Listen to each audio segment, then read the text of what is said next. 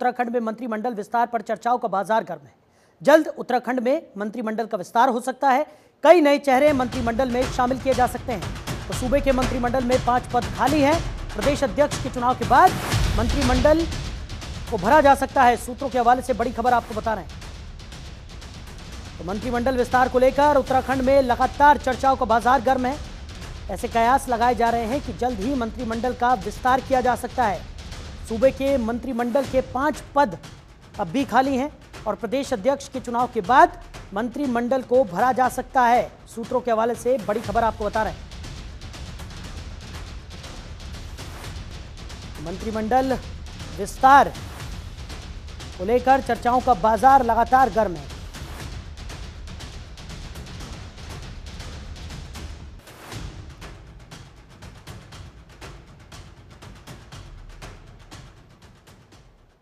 वहीं उत्तराखंड में आगामी अंतर्राष्ट्रीय योग दिवस को सफल बनाने के लिए तैयारियां जोर चल रही हैं।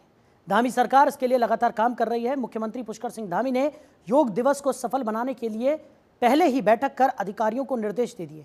अधिकारियों को गांव, स्कूल और कॉलेज स्तर पर योग शिविर आयोजित करने के निर्देश दिए गए हैं। ऐसे में सीएम का कहना है कि प्रदेश देवभूमि, वीरभूमि के साथ खेल भूमि के रूप में आगे बढ़ रहा है और देवभूमि योग भूमि भी बने। इसलिए जन जन तक पहुंचाने के लिए योग दिवस के पहले कार्यक्रम चलाकर इसे आगे बढ़ाया जाएगा। पीएम मोदी के फिट इंडिया के संकल्प को साकार करने के लिए विशेष अभियान चलाया जाएगा।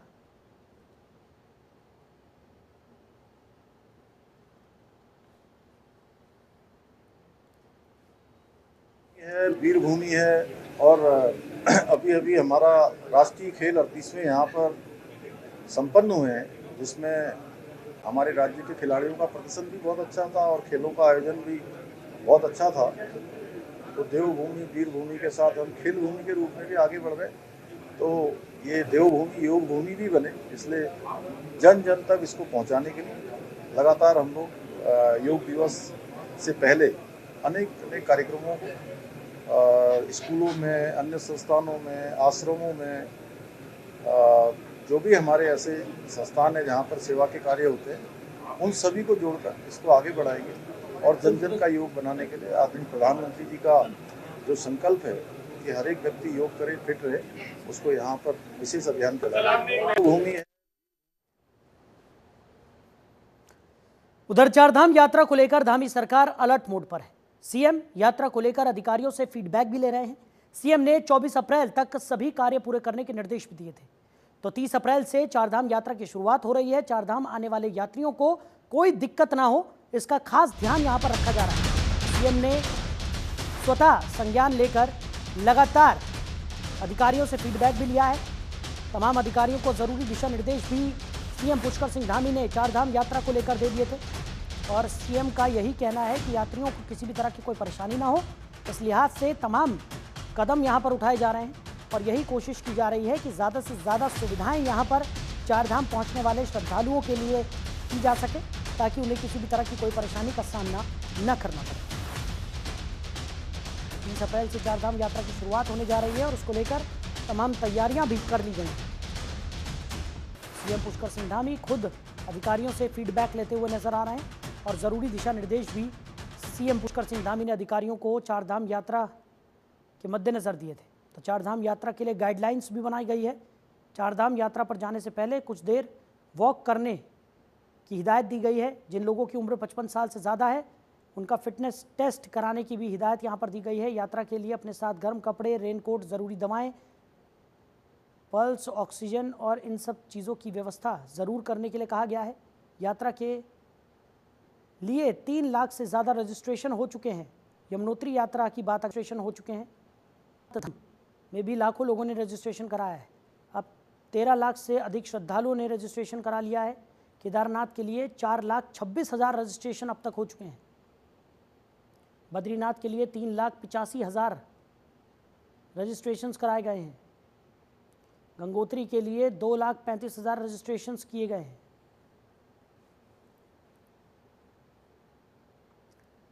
तो चारधाम यात्रा शुरू होने में अब महज 10 बचे हैं। 30 अप्रैल को यमुनोत्री और गंगोत्री धाम के कपाट खुलने के साथ यात्रा की शुरुआत हो जाएगी। चारों धाम सजने संवरने लगे हैं और प्रशासन समेत सभी विभाग तैयारियों को अंतिम रूप देने में जुटे हुए हैं। साथ ही 2 मई को केदारनाथ धाम और 4 मई को बद्रीनाथ धाम के कपाट खोले जाने के साथ ही यात्रा के लिए अभी तक 18,69,203 ऑनलाइन पंजीकरण हो चुके हैं। तो वहीं कांग्रेस प्रदेश करण महारा ने तंज कसते हुए कहा है कि सरकार का ध्यान केवल यात्रियों के पंजीकरण पर है, जबकि ध्यान व्यापार और लोगों की सुख सुविधाओं पर होना चाहिए। वहीं कांग्रेस अध्यक्ष करण महारा ने कहा कि गाड़ियों की धुएं प्रदूषण देखने के लिए उत्तराखंड नहीं बना है। पुरानी सरकारों में कम से कम व्यवस्थाएं अच्छी थी। हमारी आस्था के साथ साथ ही हमारे लिए अन्नपूर्णा के रूप में रोजगार भी है। 3-4 महीने की मेहनत के बाद हमारे पूरे परिक्षेत्र के लोगों का 12 महीने का राशन इससे चलता है, बच्चों की फीस इससे जाती है। लेकिन जो इधर देखने में आ रहा है, सरकार का केवल ध्यान इस बात में कि पब्लिक कितने है, कितने रजिस्ट्रेशन है। हकीकत ये होनी चाहिए कि हमारा व्यापार बढ़ रहा है नहीं बढ़ रहा, हमारे लोगों को सुनाई हो रही नहीं। हम केवल गाड़ियों की धूल, गाड़ियों के धुएं से प्रदूषण को सहन करने के लिए उत्तराखंड नहीं बनाया है। हमारे यहाँ लोग आए और तारीफ करते हुए जाए कि बड़ा अच्छा इंतजाम थे, अच्छा लगता। पुरानी सरकारों ने बहुत सोच समझ के 10 दिन का एक वो बनाया था कि कम से कम 10 दिन में यात्रा 4 जगहों की होनी चाहिए, लेकिन ऐसा इन्होंने खत्म कर दिया। अब सुबह आदमी दूसरे राज्य से चल रहा है, शाम को दर्शन कर रहा है और रातों रात चल के वो अपने राज्य में वापस चले जा रहा है। होटलियर्स को, होम स्टेज को, रेस्टोरेंट वालों को, गाड़ी वालों को कहाँ कुछ मिल रहा है। हम केवल और केवल जाम झेल रहे हैं, हम केवल और केवल प्रदूषण झेल रहे हैं और उत्तराखंड को कुछ नहीं मिल रहा। केवल बीजेपी अपनी पीठ थपथपा रही है। उधर चारधाम यात्रा के मद्देनजर कांग्रेस प्रदेश अध्यक्ष के बयान को लेकर बीजेपी विधायक ने कड़ा पलटवार किया है। उन्होंने कहा, पिछले दिनों कांग्रेस प्रदेश अध्यक्ष ने कहा था कि बीजेपी चारधाम के नाम पर सिर्फ भीड़ जुटाने पर ध्यान दे रही है, व्यवस्थाओं के नाम पर सरकार से कुछ नहीं हो पा रहा है, खाली भीड़ का आंकड़ा जुटाने में अपने पूरे तंत्र को लगा रखा है। वहीं इसको लेकर बीजेपी विधायक विनोद चमोली ने कांग्रेस पर निशाना साधते हुए कहा कि कांग्रेस अभी से आने वाले श्रद्धालुओं के मन में भ्रम पैदा करने में जुटी हुई है, जबकि यात्रा अभी शुरू भी नहीं हुई है। कांग्रेस और उनके नेता उत्तराखंड वासियों के हितैषी कभी नहीं हो सकते। देखिए, कांग्रेस के अध्यक्ष दाएं बाएं की बात क्यों करते हैं? वो सीधी बात करें कि वो नहीं चाहते कि यात्रा इस तरह से चले, वो नहीं चाहते कि अधिक यात्री यहाँ पर आए, यहाँ के लोगों को आर्थिक लाभ मिले, वो नहीं चाहते कि उत्तराखंड की आर्थिकी में कोई बढ़ोतरी हो, वो नहीं चाहते यहाँ का होटल व्यवसाय ठीक प्रकार से चले, यहाँ से जो लोग ट्रांसपोर्ट से जुड़े हुए हैं उनका व्यवसाय ठीक प्रकार से चले, जो छोटे मोटे हमारे कारोबारी हैं उनका व्यवसाय ठीक प्रकार से चले। वो सीधी बात क्यों नहीं करते हैं? वो दाएं बाएं घुमा के बात क्यों करना चाहते हैं? आपको पता है उत्तराखंड में पिछली बार हमने यात्रा व्यवस्थित करने के नाम पर लोगों का कितना बड़ा नुकसान हुआ है। आज उन्होंने पहले ऐसा वातावरण बनाना शुरू कर दिया ताकि यात्री यहाँ पर ना आए, क्योंकि बढ़ती हुई यात्रा से जिससे यात्रियों की संख्या बढ़ रही है तो उनको चिंता बढ़ रही है कि आखिर भाजपा सरकार में कैसे इस प्रकार से आर्थिकी बढ़ रही है लोगों की, कैसे लोगों के व्यवसाय चल रहे हैं, इसके कारण भाजपा की पॉपुलैरिटी भी बढ़ रही है। इस बात से ज्यादा चिंतित है। तो सीधी बात करें ना कि यात्रा को रोक दें, यात्रा न चले, सीधे क्यों नहीं बोलते हैं? वो दाएं बाएं की बात क्यों करते हैं? उनकी हिम्मत है तो खुलेआम बोले कि भाई यात्रा को सीमित करें, बोले खुलेआम, बहाने क्यों बना रहे हैं? हिम्मत है तो बोल के दिखाएं। उसके बाद होटल व्यवसाय और उत्तराखंड के तमाम लोग जो यात्रा से जुड़े जिनके व्यवसाय उनसे निपट लेंगे। उधर उत्तराखंड में चारधाम यात्रा के आगाज के लिए कुछ ही दिन बचे हैं, जिसको लेकर ट्रैफिक पुलिस यात्रा की तैयारियों में जुटी है। ट्रैफिक निदेशालय ने जाम की स्थिति को नियंत्रित करने के लिए 3 प्लान तैयार किए हैं। यातायात निदेशक NS नपलचियाल ने तैयारी की जानकारी दी है। चारधाम यात्रा में यातायात संचालन महत्वपूर्ण चुनौती है। यात्रा को लेकर जिलों के SSP और SP से समन्वय कर ट्रैफिक प्लान तैयार किया गया है। मौके पर पहुंचकर स्थलीय स्थिति का जायजा भी लिया गया है। तो देहरादून, हरिद्वार और पहाड़ी क्षेत्रों में प्लान C के तहत ट्रैफिक होल्ड किया जाएगा। आप अभी भी देख रहे हैं कि पर्यटन सीजन अब शुरू होने वाला है और चारधाम यात्रा भी हमारी अब शुरू होगी। तो मेन चैलेंज इन चार धामों में हमारा ट्रैफिक का ही रहता है और इस संबंध में अपने ट्रैफिक प्लान्स बना, अपने जिले के जो SSPs है और जो हमारे ट्रैफिक के SPs हैं इनसे समन्वय करके हमने ट्रैफिक प्लान बना लिए हैं। और हमने हरिद्वार से लेके जो हमारे जो चार धाम के जितने भी डिस्ट्रिक्ट हमारे आते हैं, रुद्रप्रयाग, चमोली, उत्तरकाशी, टिहरी, पौड़ी, देहरादून, हरिद्वार, इनमें हमने ट्रैफिक प्लान्स बना लिए हैं और हमने मौके पर 2-3 जिलों में जाके खुद भी उसको देखा है और उसमें हमने ट्रैफिक का जो यातायात का जो दबाव है वो आने वाले समय में बढ़ता ही जाएगा। तो इसके दृष्टिगत हमने ABC 3 प्लान हमने बनाए हैं, जिसमें नॉर्मल डेज में या नॉर्मल रूटीन ट्रैफिक में क्या हमारा प्लान रहेगा। जैसे A के तहत हम चलेंगे थोड़ा ट्रैफिक का दबाव हमारा बढ़ता है तो हम बी प्लान करेंगे जिसमें डाइवर्जन के कुछ प्लान्स होंगे, और सी में यदि अत्यधिक ट्रैफिक का दबाव होता है तो उसमें हमने देहरादून और हरिद्वार में और ऊपर के जो पहाड़ी जनपद है, यद्यपि वहां तो बहुत कम स्पेस है, तो हॉल्टिंग प्लेसेस हमने चिन्हित किए हैं। उधर बीजेपी विधायक विनोद चमोली का बड़ा बयान सामने आया। उन्होंने गंभीर आरोप लगाते हुए कहा कि कांग्रेस की तरफ से हरीश रावत के बच्चों और रिश्तेदारों के लिए राजनीतिक प्लेसमेंट एजेंसी बन गई है। आगे उन्होंने कहा कि हरीश रावत कहते हैं कि कांग्रेस झूठ का शिकार हो गई है। हरीश रावत पार्टी से ज्यादा अपने बच्चों को तवज्जो देने का काम करते हैं। हरीश रावत की यात्रा पार्टी को सबल करने की यात्रा नहीं है, बल्कि अपने बच्चों के राजनीतिक भविष्य को बल देने की यात्रा है। मुझे बड़ा ताज्जुब होता है कि माननीय हरीश रावत जितने वरिष्ठ नेता हैं, कांग्रेस के जो हाल उन्होंने किए हैं पूरा उत्तराखंड देख रहा है, पूरे देश में देखा है, और वो कहते हैं कि कांग्रेस झूठ का शिकार हुई है। वो झूठ कौन था? कौन था वो बात आदमी जिसका स्टिंग हुआ था, जिसने कहा था कि आप कोप अप कर लीजिएगा लेकिन मेरी सरकार बचा दीजिएगा? ये किसने कहा था? कौन था वो व्यक्ति जो अपने बच्चों के लिए कांग्रेस को प्लेसमेंट एजेंसी बना के बैठा हुआ है, जो अपने बच्चों का प्लेसमेंट ढूंढ रहा है, उसके लिए न्याय मांगने जा रहा है कि मेरे बच्चों को किस तरह से रास्ता मिल जाए, कांग्रेस को मिले ना मिले? कौन है वो आदमी? ये पूरी उत्तराखंड की जनता जानती है। उनकी यात्रा कोई यात्रा नहीं, पारिवारिक यात्रा है। अपने परिवार का प्लेसमेंट चाहते हैं, क्योंकि आप देखिएगा ना, दो जगह से खुद लड़ते हैं, कहीं से लड़की लड़ती है, कहीं से लड़का लड़ता है। आगे भी कहीं ना कहीं ढूंढ रहे होंगे कि कहाँ पर मुस्लिम मतदाता ज़्यादा हैं, कहाँ मैं अपने किसी बच्चे को फिट कर सकूँ। तो उनकी यात्राएं इस कारण चल रही हैं। लेकिन ठीक है, वो अपना कुछ करते रहे, उसके कारण क्षेत्र का मनोरंजन भी होता है, उत्तराखंड की जनता उसका आनंद भी लेती है। उधर धर्मपुर से बीजेपी विधायक विनोद चमोली के बयान पर कांग्रेस प्रवक्ता प्रतिमा सिंह ने प्रतिक्रिया दी है। उन्होंने कहा कि बीजेपी पहले अपने अंदर झांक कर देखे, उनके पास कौन सी प्लेसमेंट एजेंसी है। उन्होंने कहा कि बीजेपी में ऊपर से लेकर नीचे तक बीजेपी नेताओं ने अपने अपने बच्चों को सेटल किया है। बीजेपी सिर्फ लोगों को अहम मुद्दों से भड़काने का काम कर रही है। प्रतिभा सिंह ने कहा कि पूर्व मुख्यमंत्री त्रिवेंद्र सिंह रावत ने खनन को लेकर एक बड़ा बयान दिया, लेकिन उसका संज्ञान लेते हुए बीजेपी सिर्फ बेकार की बयानबाजी कर रही है। कि भारतीय जनता पार्टी को किसी पर एक उंगली उठाने से पहले अपने गिरेबान में झांक कर देखना चाहिए, और उन्हें ये देखना चाहिए कि उनके यहाँ किस तरीके के जो है प्लेसमेंट एजेंसीज ऊपर से लेकर नीचे तक जो है भरी पड़ी हैं। और चाहे मैं अमित शाह जी के पुत्र जय शाह की बात करूं तो उनके पास ऐसी कौन सी क्वालिफिकेशन थी जो वो जो है क्रिकेट बोर्ड में बैठे हुए हैं। ये तो बहुत ऊपर की बात है। राजनाथ सिंह जी के बेटे की अगर मैं बात करूं तो वो कौन सी प्लेसमेंट एजेंसी के थ्रू राजनीति में जो है आने का उन्होंने कार्य किया है। इस प्रदेश की अगर मैं बात करूं तो रितु खंडूरी जी की मैं बात करूंगी, सौरभ बहुगुणा की बात करूंगी, और जिस तरीके से अभी उन्होंने रितु खंडूरी जी के भाई को भी भारतीय जनता पार्टी ज्वाइन कराने का कार्य किया है। तो ये कौन सी प्लेसमेंट एजेंसी के थ्रू ये लोग जो है भारतीय जनता पार्टी में मुख्य पदों पर जो है बैठे हुए। तो वक्फ कानून को लेकर पूरे देश में अभी विवाद चल रहा है। कुछ लोग इसका समर्थन कर रहे हैं तो कुछ विरोध कर रहे हैं। जहां एक और उत्तराखंड में बीजेपी जगह जगह कार्यशाला आयोजित कर मुसलमानों को वक्फ बोर्ड से होने वाले फायदे बता रही है, तो वहीं कांग्रेस वक्फ कानून पर सवाल खड़े कर रही है। इस पूरे विवाद को लेकर वक्फ बोर्ड के अध्यक्ष शादाब शम्स का बयान भी सामने आया। उन्होंने कांग्रेस पर निशाना साधते हुए कहा कि कांग्रेस प्रदेश में भ्रम फैला रही है। उन्होंने कहा कि बीजेपी बिल्कुल सही तरीके से काम कर रही है।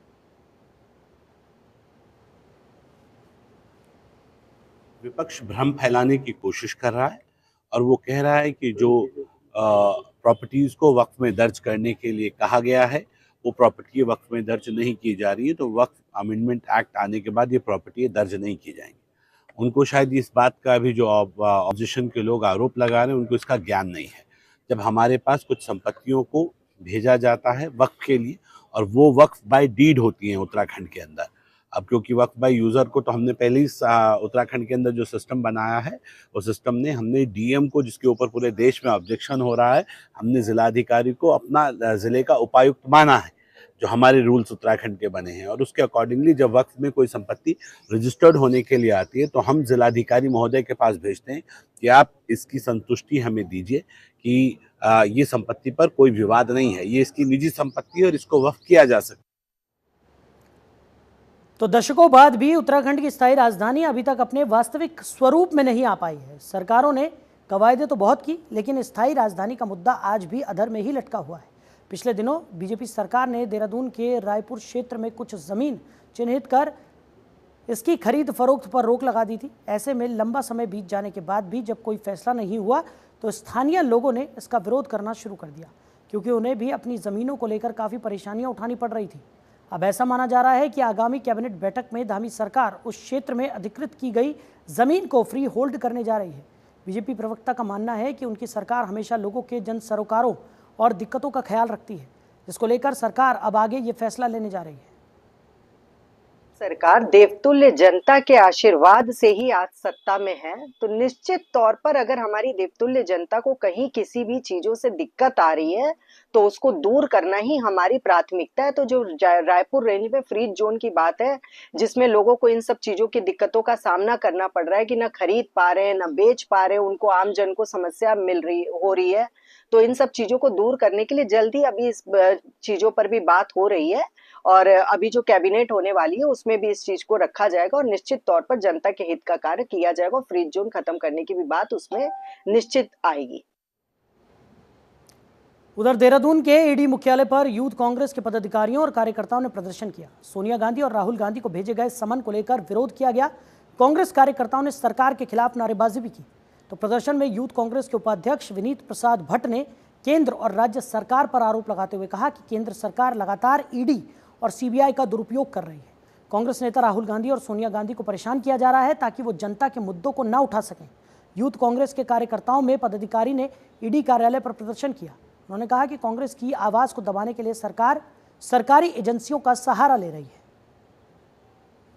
देखिए, जिस प्रकार से लगातार भारतीय जनता पार्टी, जो भाजपा की केंद्र सरकार है, राज्य सरकार है, जो भी कुछ लोकतंत्र की जो हमारे लोकतांत्रिक व्यवस्था में ये प्रावधान है कि जो भी विपक्ष का काम है, लगातार आम जनमानस की आवाज़ उठाने का काम हमारे विपक्ष का है, जो हमारे लोकतांत्रिक अधिकार है।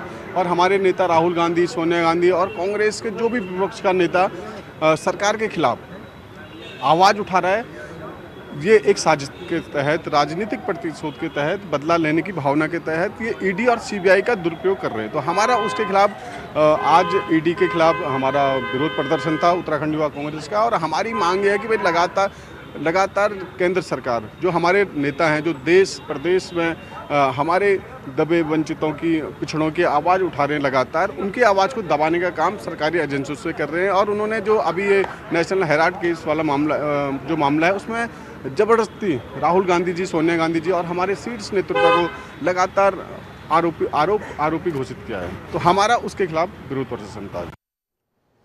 तो उत्तराखंड में 2027 में विधानसभा के चुनाव होने हैं, जिसको लेकर कांग्रेस अभी से तैयारियों में जुट गई है। कांग्रेस प्रदेश मुख्यालय में समन्वय कमेटी की बैठक की जाएगी।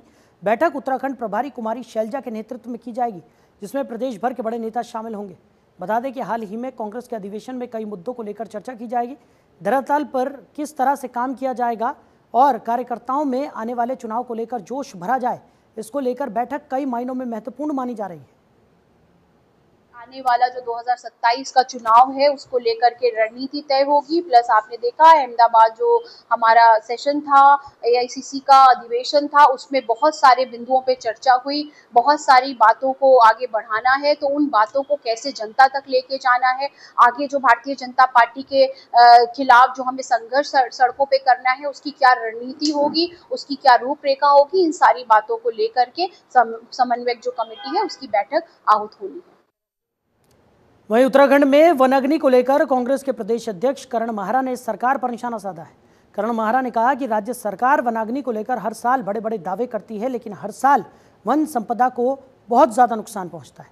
गढ़वाल मंडल में अब तक जंगल में आग लगने की 70 घटनाएं हो चुकी है। अब तक 38 हेक्टेयर क्षेत्रफल में वन संपदा को नुकसान भी पहुँचा है। वनाग्नि में कई चीज़ ऐसी जिसमें बीजेपी के भी कई विधायकों ने कहा, मैंने स्वयं इस बात को कहा कि कंजर्वेशन ऑफ एक्ट जो है उसमें परिवर्तन की आवश्यकता है। उस समय की ज़रूरतों को समझते हुए 78-79 में इसको लागू किया गया। और आज की आवश्यकताएं डिफर हैं। आज लोग गैस पे बहुत ज़्यादा डिपेंडेंट हैं, जंगलों में नहीं जा रहे, लेकिन जंगलों का प्रबंधन होना चाहिए। और पुरानी सरकारों ने फायर वॉचर्स रखे थे, वो टेम्परेरी एक पोस्ट होती थी जिसको 3 महीने या 4 महीने के लिए निवासी जो आसपास के निवासी हैं उनको फायर वॉचर के रूप में जाता था, उनको एक कुछ फंड पैसा भी मिल जाता था और वो जंगलों को बचाते थे। दूसरा जो सबसे बड़ा कारण है जंगलों के जलने का, जो लोगों का एक जुड़ाव था जंगलात से, वहाँ से लकड़ी उनको मिलती थी, जलावन की लकड़ी मिलती थी, उनको घर बनाने के लिए सहतीर मिला दिए जाते थे, अलॉट होते थे, वो उसमें बहुत भारी कमी आई है। उधर फिल्म अभिनेत्री उर्वशी रौतेला के बयान पर उत्तराखंड में बवाल मचा हुआ है, जहां एक और कांग्रेस इस मुद्दे को लेकर सनातन पर विवादित टिप्पणी करने को लेकर आक्रामक दिखाई दे रही है। वहीं बीजेपी भी अब उर्वशी रौतेला को नसीहत देते हुए नजर आ रही है। बीजेपी प्रवक्ता सुनीता विद्यार्थी बोड़ाई का कहना है कि उर्वशी रौतेला का बयान करोड़ सनातनियों की आस्था पर चोट है। उनको अपने बयान पर माफ़ी मांगनी चाहिए और इस तरीके से ओछे बयानबाजी से बचना चाहिए। उन्हें अपनी टीआरपी के लिए ऐसी ओछी बयानबाजी नहीं करनी चाहिए। बद्रीनाथ के पास उर्वशी देवी का मंदिर है, लेकिन वो मंदिर उर्वशी रौतेला का नहीं है। उर्वशी रौतेला का जो बहुत ही विवादास्पद बयान अभी आया है, बहुत ही शर्मनाक है। और बद्रीनाथ धाम की जो बात कर रही हैं, उसके समीप उर्वशी देवी माँ का मंदिर जरूर है, लेकिन वो उर्वशी रौतेला के लिए डेडिकेटेड नहीं है। इस प्रकार के विवादास्पद बयान देकर कुछ लोग जो है अपनी टीआरपी बटोरने का कार्य करते हैं और ऐसी चीजों से उन्हें बचना चाहिए। साथ में उन्होंने करोड़ों सनातनियों की आस्था को जो चोट पहुंचाई है, पूरे प्रदेश को शर्मसार किया है, उन्हें पूरे प्रदेश से माफी मांगनी चाहिए। उधर यमुनोत्री धाम में बाढ़ सुरक्षा कार्यों के लिए मशीनें पहुंचाई जा रही हैं, जिसको लेकर वायुसेना के 2 हेलीकॉप्टरों की गरुड़ गंगा के पास बने हेलीपैड पर सफर रेकी की गई। धाम में पैदल मार्ग सकरे होने के कारण मशीनें नहीं पहुंचने के कारण उन्हें अब एयरलिफ्ट किया जा रहा है। मुख्यमंत्री पुष्कर सिंह धामी के मार्गदर्शन और दिशा निर्देशों के चलते चीता हेलीकॉप्टर से सफल लैंडिंग की गई। यमुनोत्री धाम की विषम भौगोलिक परिस्थितियों और 6 किलोमीटर के खड़ी चढ़ाई वाले पैदल मार्ग के कारण मशीनों को वहां पहुंचाना संभव नहीं है। पिछले साल यमुनोत्री धाम में बाढ़ से धाम परिसर और जनकी चट्टी में आधारभूत संरचनाओं और परिसंपत्तियों को भारी नुकसान भी हुआ था।